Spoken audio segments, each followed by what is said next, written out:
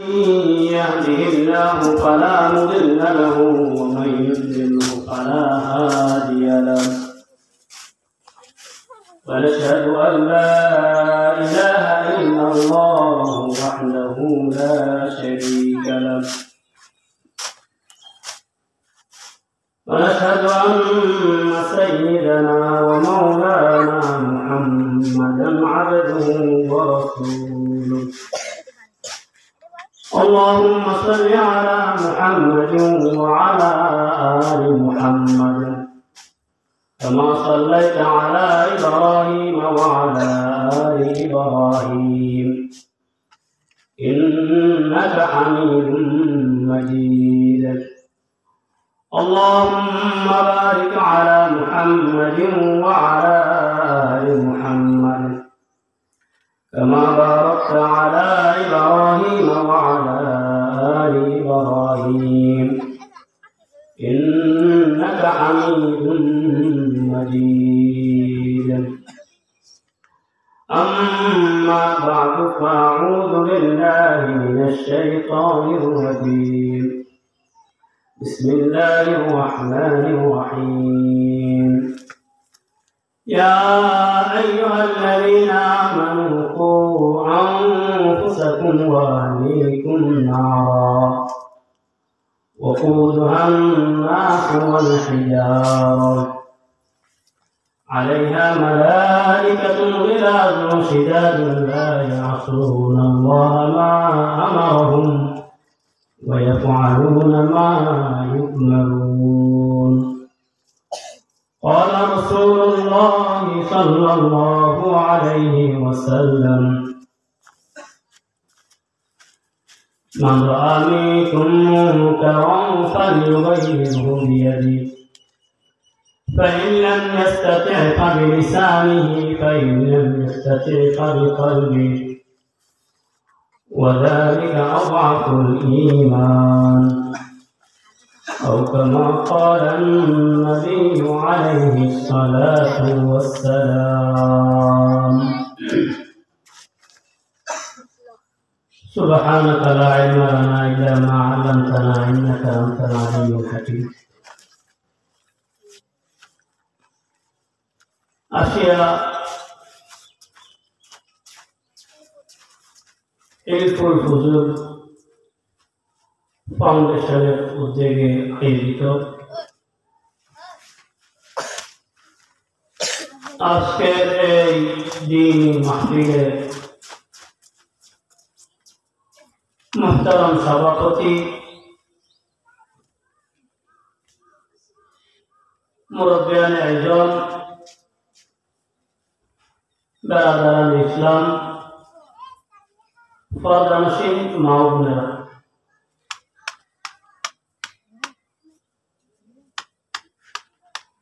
আমরা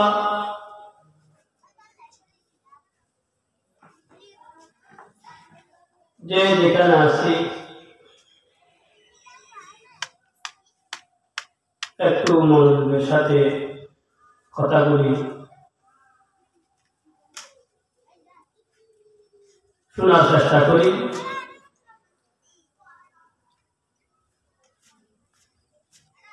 আমার আলোচ্য বিষয় হলো পাঠ্যপুস্তকের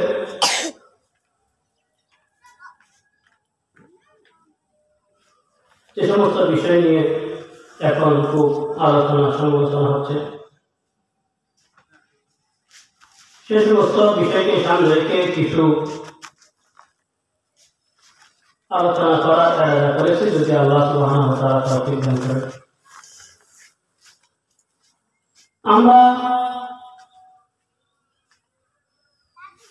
বেশার কম সবাই অবগত আছি আমাদের এবারে পাঠ্যপুস্তক যেগুলি নতুন এসেছে এই পাঠ্যপুস্তকের কিছু বিষয় নিয়ে খুব আলোচনা সমালোচনা হচ্ছে এবং আমি মনে করি যে কোনো অসঙ্গতি নিয়ে আলোচনা সমালোচনা হওয়া দরকার। কেননা যখন কোনো অসঙ্গতি নিয়ে আলোচনা সমালোচনা হয় তখন সেটি সংশোধনের একটা রাস্তা তৈরি হয়। পাঠ্যপুস্তকে যে সমস্ত অসঙ্গতি ধরা পড়েছে সেগুলি ব্যাপারে যখন আলোচনা সমালোচনা হয়েছে এর ফায়দা হয়েছে এখন আমাদের শিক্ষামন্ত্রী এই সমস্ত বিষয় সংশোধনের জন্য কমিটি গঠনের ঘোষণা দিয়েছে এবং সংশ্লিষ্ট বিষয়ে অভিজ্ঞ ব্যক্তিদেরকে কমিটিতে রাখার কথা তিনি বলেছেন। তো আমরা কামনা করি পাঠ্যপুস্তকে যে সমস্ত বিষয় নিয়ে আলোচনা সমালোচনা হচ্ছে এই বিতর্কিত বিষয়গুলি বাদ দিয়ে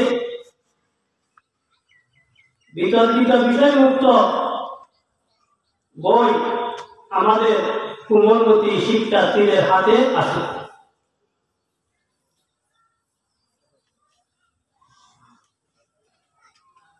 মোহতারাম হাজিরিন, একটি দেশের মানুষদের আকীদা বিশ্বাস জীবন আচরণের উপর সে দেশের জাতীয় শিক্ষা ব্যবস্থার একটা প্রভাব পড়ে। জাতির প্রত্যেকজন সদস্য জাতীয় শিক্ষা ব্যবস্থার প্রভাবে কোনো না কোনোভাবে প্রভাবিত হন, এ কথা অস্বীকার করার কোনো সুযোগ নেই। তাই কোন জাতিকে বিনির্মাণ করতে চাইলে বা কোন জাতিকে ধ্বংস করতে চাইলে সে জাতির জাতীয় শিক্ষা ব্যবস্থার উপর হস্তক্ষেপ হয়ে যথেষ্ট।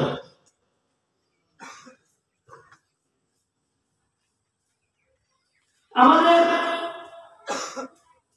প্রাথমিক থেকে নিয়ে উচ্চ মাধ্যমিক পর্যন্ত যে সমস্ত শিক্ষার্থী লেখাপড়া করে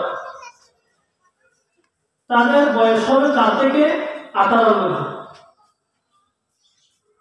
এই বয়সটা হচ্ছে অত্যন্ত গুরুত্বপূর্ণ একটি সময়। এই সময়ে শিশুদের মনস্তাত্ত্বিক মানসিক বিকাশ ঘটে। এটা গঠনের সময়।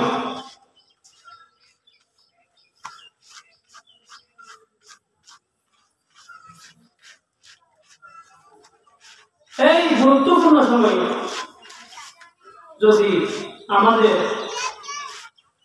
সন্তানদের সামনে এমন কোন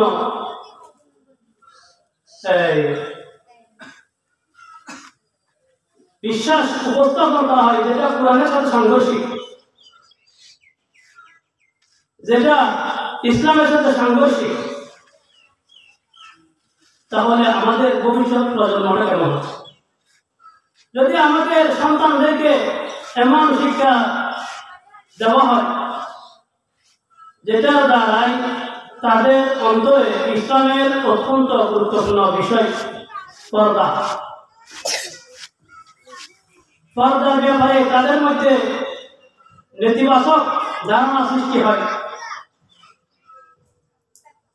পর্দার ব্যাপারে তাদের মধ্যে খারাপ ধারণা সৃষ্টি হয়, তারা একথা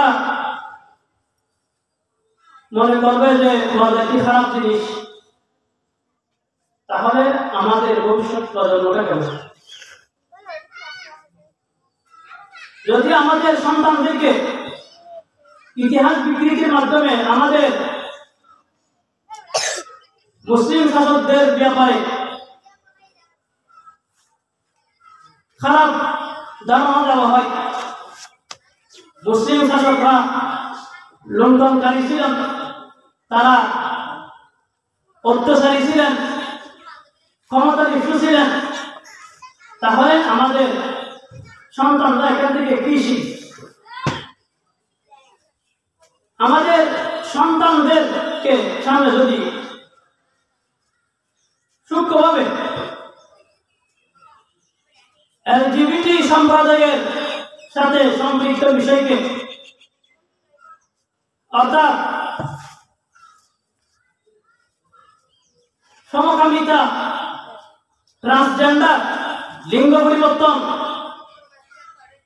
ইত্যাদির মতো জঘন্য অপরাধমূলক যে সমস্ত চরিত্র, এ সমস্ত চরিত্রকে যদি স্বাভাবিকভাবে তাদের সামনে উপস্থাপন করা হয়, তাহলে আমাদের আগামী প্রজন্মটা কেমন হবে?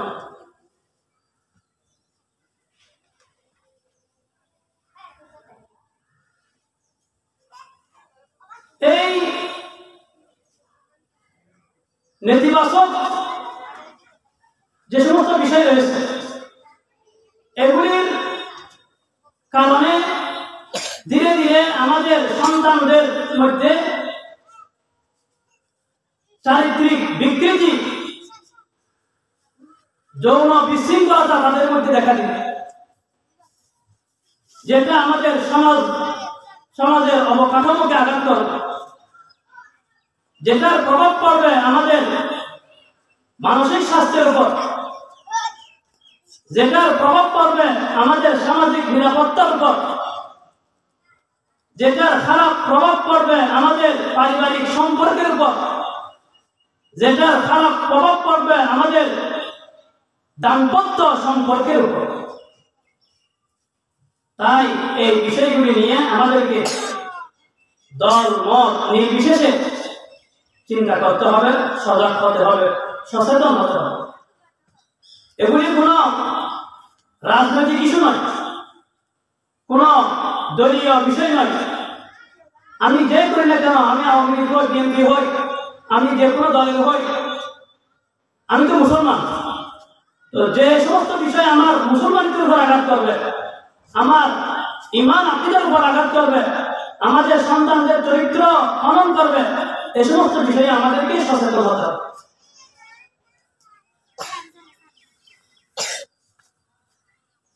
এগুলি আমাদের বিশ্বাস, এগুলির সাথে সরকার জড়িত নয়। সরকারের বেতন ভোগ করে, সরকারের আন্ডারে চাকরি করে, বিদেশি প্রভুদের এজেন্ডা বাস্তবায়নের জন্য একদল কুচক্রী মহল ষড়যন্ত্রমূলকভাবে এই সমস্ত বিষয় পাঠ্যপুস্তকে সংযুক্ত করেছে। এর কারণে আমাদের ঈমান, আকীদা, সংস্কৃতি, আমাদের ইতিহাস যেমন প্রশ্নবিদ্ধ হচ্ছে, তাদের এই কাজের কারণে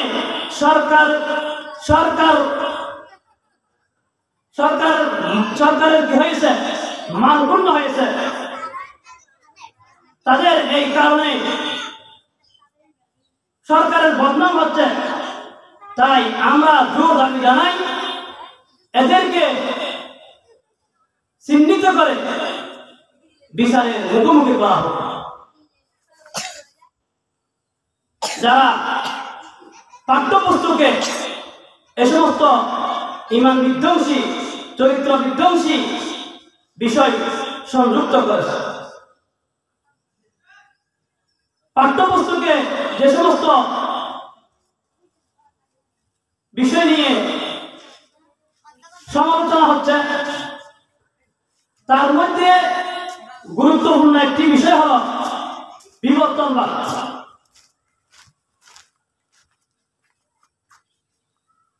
বিবর্তনবাদের শিক্ষার নাম দিয়ে আমাদের সন্তানদেরকে শেখানো হচ্ছে যে মানুষ প্রাণী থেকে পরিবর্তন হয়ে আস্তে আস্তে আস্তে আস্তে মানুষে পরিণত হয়েছে। মানুষ একসময় প্রাণী ছিল, প্রাণী থেকে পরিবর্তন হয়ে আস্তে আস্তে মানুষে পরিণত হয়েছে, যে কথাটি পরিপূর্ণভাবে কোরআনের সাথে সাংঘর্ষিক। একজন মুসলমান সে যদি একথা বিশ্বাস করে যে মানুষ আগে প্রাণী ছিল, প্রাণী থেকে পরিবর্তন হয়ে আস্তে আস্তে সে মানুষে পরিণত হয়ে গেছে, মানুষ আজকের এই যে মানুষ, আধুনিক মানুষ প্রাণী থেকে বিবর্তিত হয়ে এসেছে, এই কথা যদি কেউ বিশ্বাস করে সে মুসলমান থাকতে পারবে না। কারণ তার এই কথাটি পরিপূর্ণভাবে কোরআনের সাথে সাংঘর্ষিক। তো কোরআনের সাথে সাংঘর্ষিক বিষয়ে সে যদি ইমান রাখে তাহলে কোরআনকে অবিশ্বাস করা হবে।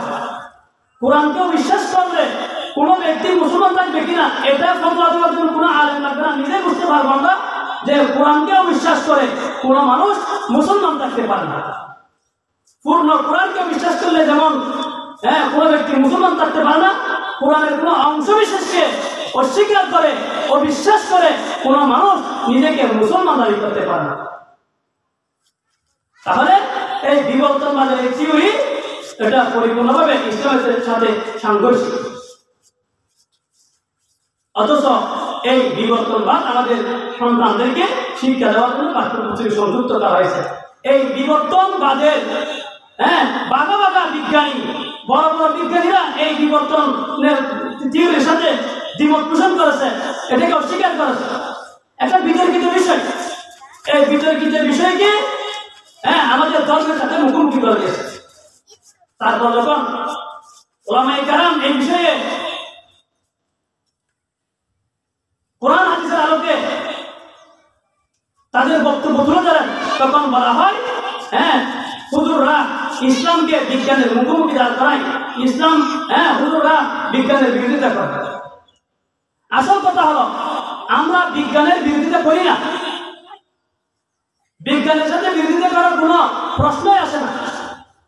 কিন্তু বিজ্ঞানের নাম দিয়ে এমন কোন বিষয় আমরা মেনে নিতে পারি না যেটা কোরআনের সাথে সাংঘর্ষিক, যে বিষয় মানলে আমাদের ঈমান ধ্বংস হয়ে যাবে, যে বিষয় মানলে আমাদের আকীদা নষ্ট হয়ে যাবে, এমন কোন বিষয়কে বিজ্ঞানের নাম দিয়ে আমাদের সন্তানদেরকে গিলতে দেওয়া হবে।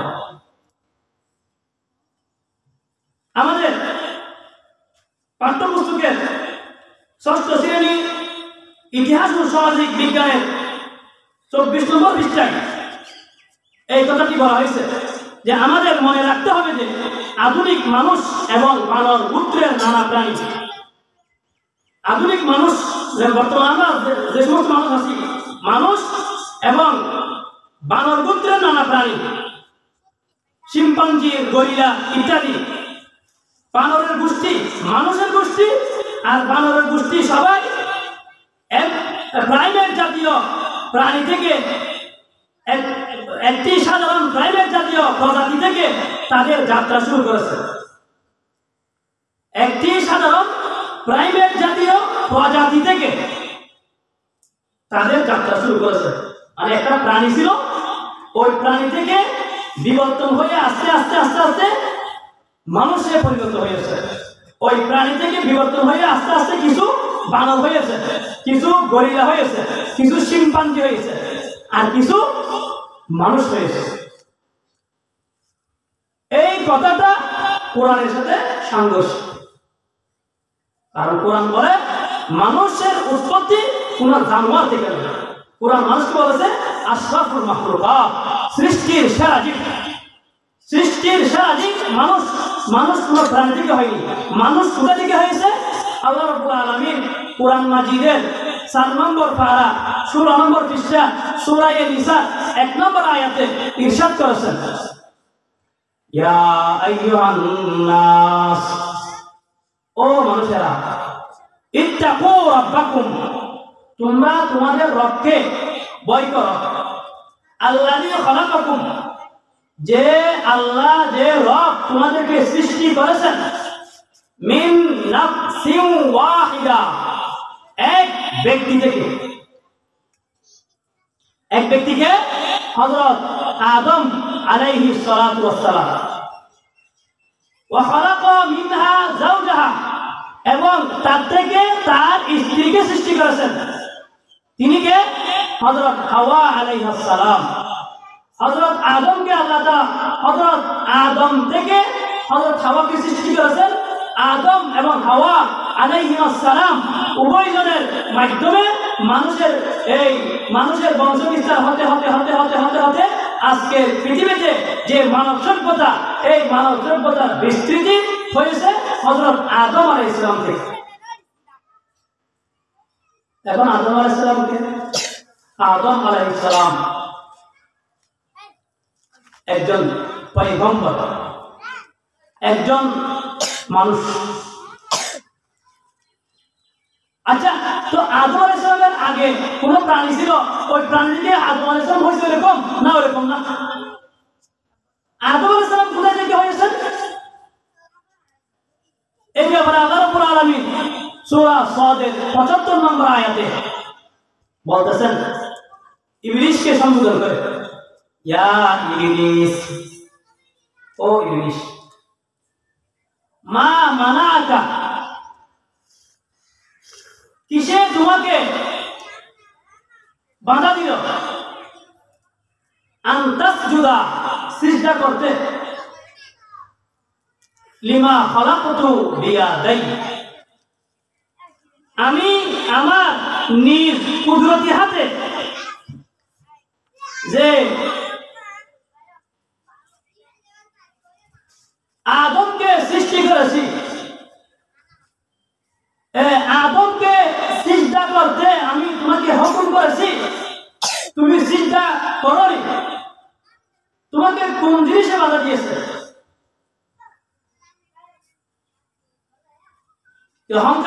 অহংকারী হয়েছ নাকি বেশি বড় হয়ে গেছে? তাহলে আল্লাহ রাব্বুল আলামিন বলতেছেন যে আদমকে আমি কুদরতি হাতে সৃষ্টি করেছি। তাহলে আদম আলাইহিস সালাম কোন প্রাণী থেকে পরিবর্তন হওয়া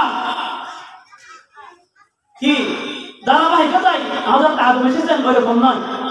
সরাসরি হযরত আদম আলাইহিস সালামকে সৃষ্টি করেছেন মহান আল্লাহ সুবহানাহু ওয়া তাআলা। আর হযরত আদম আলাইহিস সালাম থেকে সৃষ্টি করেছেন হাওয়া আলাইহিস সালামকে। হযরত আদম এবং হাওয়া আলাইহিস সালাম উভয়জন থেকে সারা পৃথিবীর সমস্ত মানুষ বিস্তার লাভ করেছে। তাহলে কোরআন থেকে কি বোঝা গেল? মানুষের উৎপত্তি কোন জানোয়ার থেকে নয়, কোন পশু থেকে মানুষের উৎপত্তি নয়।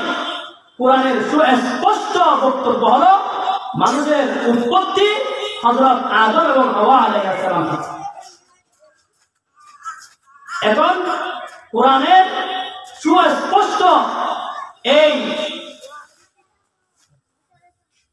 কথার সামনে, এই আকীদা, এই বিশ্বাসের সামনে মেজরিটি পার্সেন্ট মুসলমান, শতকরা ৯০-৯৫% মুসলমান, এই স্কুলে লেখাপড়া করে বেশিরভাগ আমাদের মুসলিম ছাত্ররা, আর তাদের সামনে উপস্থাপন করা হচ্ছে মানুষের উৎপত্তি হয়েছে এই বানর জাতীয় প্রাণী থেকে, যেটা সরাসরি কোরআনের সাথে সংঘর্ষ। তিরমিজি শরীফের সহিহ হাদিস, রাসূলুল্লাহ সাল্লাল্লাহু আলাইহি ওয়াসাল্লাম ইরশাদ করেন, আন-নাসু কুল্লুহুম বানু আদম, সমস্ত মানুষ বানু আদম, আদম সন্তান। সমস্ত মানুষ হযরত আদম আলাইহিস সালামের সন্তান। মানুষের সূচনা হযরত আদম আলাইহিস সালাম থেকে। তো হযরত আদম কোথা থেকে এসেছেন? খুলিকা আদম মিন তুরাব, এবং হযরত আদম আলাইহিস সালামের সৃষ্টি হয়েছে মাটি থেকে। তাহলে কোন প্রাণী থেকে হযরত আদম আলাইহিস সালামের সৃষ্টি নয়। হযরত আদম আলাইহিস সালামকে আল্লাহ তাআলা সরাসরি সৃষ্টি করেছেন কুদরতি হাতে মাটি দিয়ে, আর মানুষের বংশ বিস্তার হয়েছে হযরত আদম আলাইহিস সালাম থেকে। তাহলে মানুষকে কোন প্রাণী থেকে মানুষের বিস্তার হয়েছে, মানুষের উৎপত্তি হয়েছে, এই কথা বলা এটা পরিপূর্ণভাবে কোরআনের সাথে সাংঘর্ষিক। শতকরা 90-95% মুসলমানদের দেশে মুসলমানদের আকীদা বিশ্বাসের সাথে সাংঘর্ষিক এমন অনুমান নির্ভর অপ্রমাণিত একটি বিষয়কে আমাদের কোমলমতি শিশুদেরকে শিক্ষা দেওয়ার কোনো অর্থই হয় না। আমরা এটাকে পাঠ্যপুস্তক থেকে বাদ দেওয়ার জন্য জোর দাবি জানাচ্ছি। এটা সমস্ত দলের, সমস্ত ঘরানার, সমস্ত মুসলমানদের এটা অন্তরের অন্তঃস্থলের দাবি। এই সমস্ত আকীদা বিদ্বেষী, আকীদা বিধ্বংসী, আকীদা ধ্বংসকারী কোন বক্তব্য বিজ্ঞানের নামে আমাদের শিশুদেরকে শিক্ষা দেওয়া যায় না। পাঠ্যপুস্তকে যে সমস্ত বিতর্কিত বিষয়, তার মধ্যে আরেকটি বিষয় হলো পর্দা। আমরা প্রত্যেক মুসলমান, ছোট বড় প্রত্যেক মুসলমান আমরা জানি পর্দা একটি অখাদ্য ফরজ বিধান। কোরআন হাদিস দ্বারা অখাদ্যভাবে প্রমাণিত একটি ফরজ বিধান হলো পর্দা। আমরা ঈমানি দুর্বলতার কারণে, আমলের কমজোরির কারণে অনেকের আমাদের পর্দা করা হয় না। করলেও আমাদের অনেক ত্রুটি বিচ্যুতি হয়ে যায়, পুরোপুরি আমরা পর্দা পালন করতে পারি না। কিন্তু পর্দাকে ধর্মীয় বিধান হিসেবে অন্তরের অন্তঃস্থল থেকে প্রত্যেকজন মুসলমান সম্মান করে, শ্রদ্ধা করে, এতে কোনো সন্দেহ নাই। পর্দাকে আমরা সম্মান করি, শ্রদ্ধা করি। আমাদের ঈমানি দুর্বলতার কারণে, ঈমানি কমতির কারণে আমাদের এই পর্দার ক্ষেত্রে যতটুকু গাফলতি হচ্ছে, পর্দা লঙ্ঘন হচ্ছে, এটার জন্য আমরা মনে মনে অনুতপ্ত, আমরা লজ্জিত, আমরা নিজেকে অপরাধী মনে করি, আমরা আল্লাহর কাছে নিজেকে শর্মিন্দা মনে করি।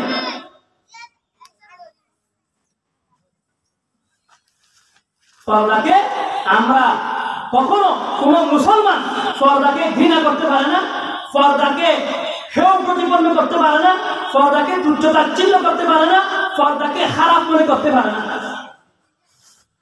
কিন্তু দুঃখজনকভাবে সত্য, গল্প এবং অনুশীলনের নাম দিয়ে আমাদের সন্তানদের সামনে পর্দাকে এমনভাবে উপস্থাপন করা হয়েছে,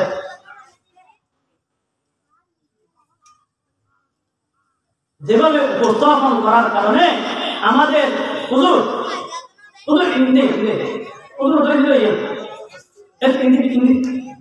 কি আছে, ঠিক আছে,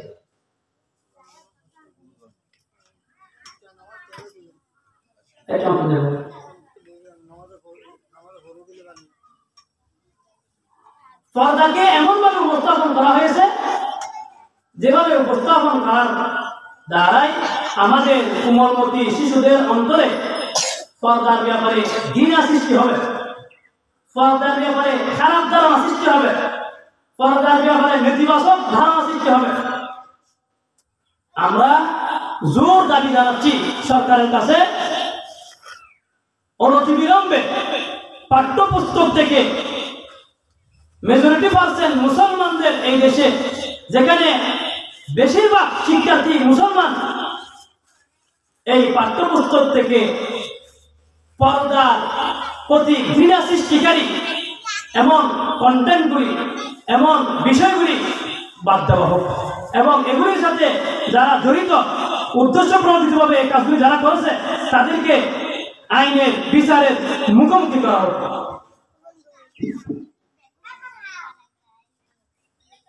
সপ্তম শ্রেণীর ইতিহাস ও সামাজিক বিজ্ঞান বই, এই বইয়ের 121 নম্বর পৃষ্ঠা অবরোধ বাসিনীর কাহিনী বলে 5 পয়েন্টে এমন কিছু বানোয়াট কথা তুলে ধরা হয়েছে যেগুলি পড়লে আমাদের শিশুদের অন্তরে পর্দাকে বলে এখানে অবরোধ বলতে বুঝাতে পর্দাকে, আর অবরোধ বাসিনী বলে এখানে বোঝা হয়েছে পর্দানশীল মহিলাদেরকে।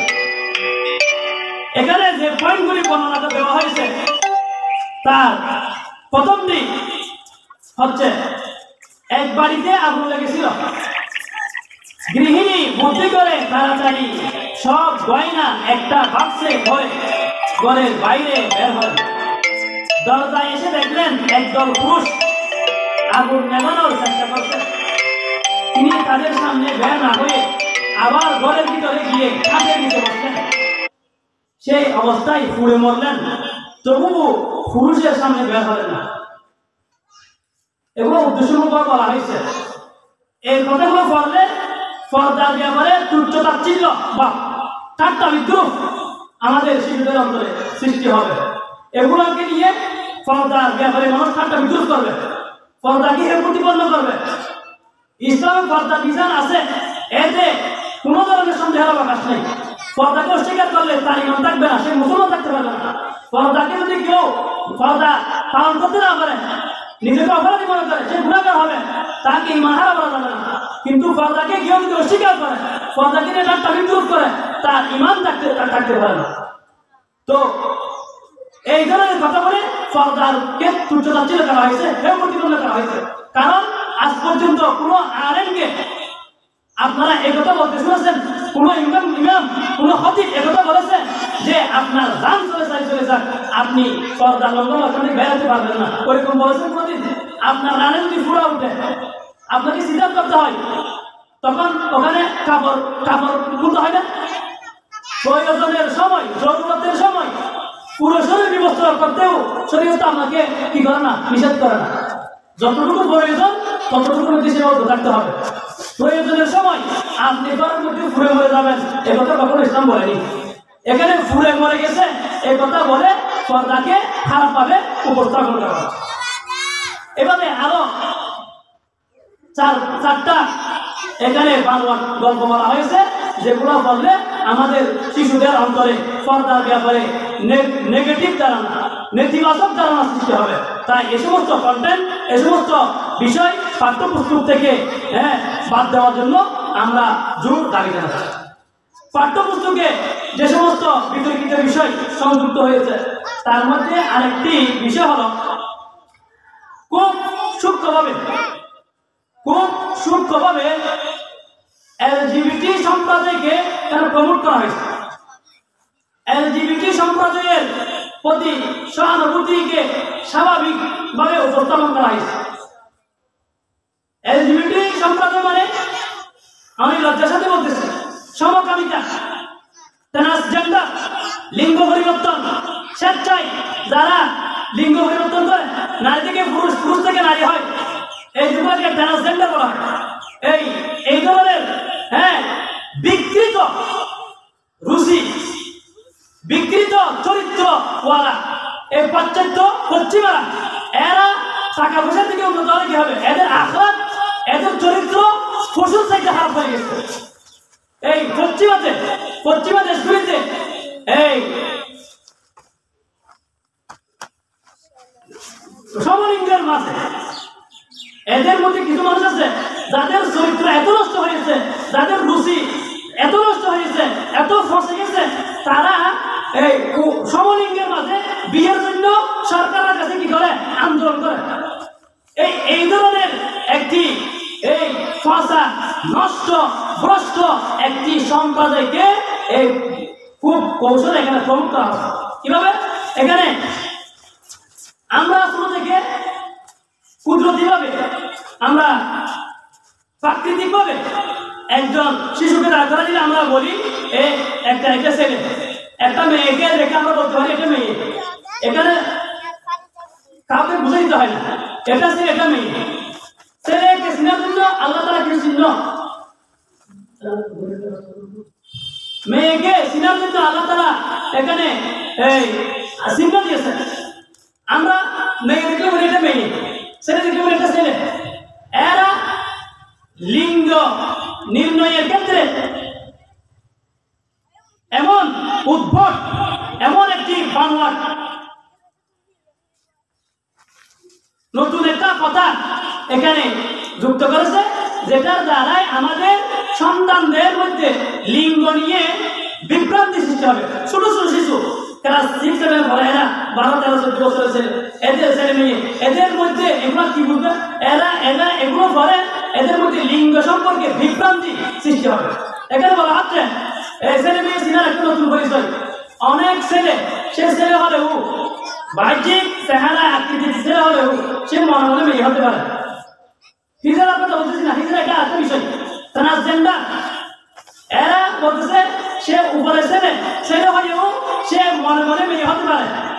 একটা মেয়ে সে আকৃতিতে মেয়ে হলেও সে মনে মনে ছেলে হতে পারে। সে যদি মনে করে নিজে নিজে যে আমি ছেলে, মেয়ে হলেও তাহলে সে ছেলে। আবার সে যদি ছেলে হয়ে সে যদি মনে মনে ভাবে যে আমি মেয়ে, তাহলে মেয়ে। এভাবে একটা নতুন ধরনের লিঙ্গ করেছে আমাদের সন্তানদেরকে দেওয়া হচ্ছে। তো হবে কি, যে ছেলে নিজেকে ছেলে ছেলে হয় মেয়ে মনে করবে, তো সে নিজের সঙ্গী হিসেবে বেছে নেবে, জীবন সঙ্গী হিসেবে বিপরীত লিঙ্গ পুরুষ থেকে। তাহলে সেটা আসলে পুরুষ। তো পুরুষ পুরুষে, মহিলা মহিলাকে নির্বাচন করবে, এটা হচ্ছে সমকামিতা। এটা খুব সুপ্তভাবে সমকামিতাকে প্রমোট করা হচ্ছে।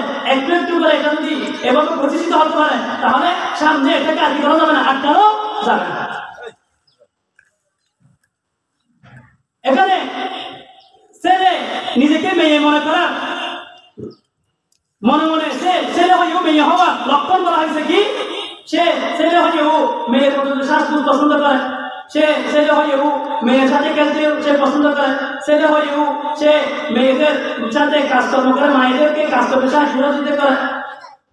তাহলে এই সমস্ত ছোট ছোট শিশু এই সমস্ত কথাগুলি বলে, তো সে ভাবে তো আমিও তো ছোট হিসেবে ছোট শিশু কি না করে, সে যদি কোনো সময় কোনো এই ধরনের কিছু করে থাকে, এই মেয়ের মতো সেজেছে, ছেলে হয়ে মেয়ে হয়ে সে ছেলের মতো সেজেছে, তাহলে সে মনে করবে আমি মনে হয় মনে মনে মেয়ে, ছেলে হয়েও সে মনে করবে আমি মনে হয় মনে মনে মেয়ে।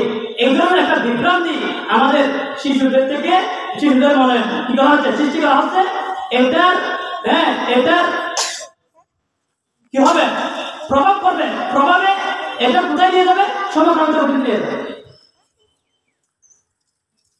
আমাদের এই পাঠ্যপুস্তকে এখানে বেশিরভাগ কথা আমাদের মুসলিম শিক্ষার্থী, এখানে প্রতি পাতায় পাতায় এখানে দেখেন প্রচ্ছদে দেখেন হিন্দুদের এই ঋষি, এদের সাধুর ছবি, এদের মূর্তির ছবি, মন্দিরের ছবি, কিন্তু আমাদের এই মুসলমানদের ধর্মীয় স্থাপনা, মক্কা মদিনা, এই মসজিদ, জায়নামাজ, তসবিহ এগুলি তুলে দেওয়া হয়েছে। আমরা তো যারা আমাদের ভাই হিন্দুরা এসে থাকে, এদেরও থাকবে, বুদ্ধদের থাকবে, খ্রিস্টানদের থাকবে, মেজরিটি মধ্যে যেখানে মুসলমান, এখানে মুসলমানদের গুলো কোথায়, পার্সেন্টেজ হারে মুসলমানদের গুলো কতটুকু টাকা দরকার ছিল? এগুলো সম্পূর্ণ উদ্দেশ্য প্রণোদিতভাবে এই কাজগুলি করা হয়েছে। আমরা সরকারকে জোর দাবি জানাচ্ছি, এই উদ্দেশ্য প্রণোদিতভাবে আমাদের মধ্যে সাম্প্রদায়িক অস্থিরতা সৃষ্টি করার উদ্দেশ্যে এই সমস্ত কাজ যারা করেছে, ইমান বিধ্বংসী, আমাদের সংস্কৃতি বিধ্বংসী, আমাদেরকে বিকৃত ইতিহাস শেখানোর জন্য এই সমস্ত কাজ যারা করেছে, তাদেরকে আইনের মুখোমুখি করাও, তাদেরকে বিচারের মুখোমুখি করাও, এবং অনতিবিলম্বে পাঠ্যপুস্তক থেকে আমাদের ইমান বিধ্বংসী, আমাদের সাংস্কৃতিক বিরোধী এই সমস্ত লেখা, এই সমস্ত পাঠ আমাদের পাঠ্যপুস্তক থেকে বাদ দিয়ে ভালো লেখাওয়ালা বই আমাদের কোমলমতি শিশুদের হাতে তুলে দেওয়া হোক। আল্লাহ তাআলা আমাদের সবাইকে বোঝার আমল করার তৌফিক দান করুন। ওয়া আখিরু দাওয়ানা আলহামদুলিল্লাহি রাব্বিল আলামিন। আসসালামু আলাইকুম ওয়া রাহমাতুল্লাহি ওয়া বারাকাতুহু।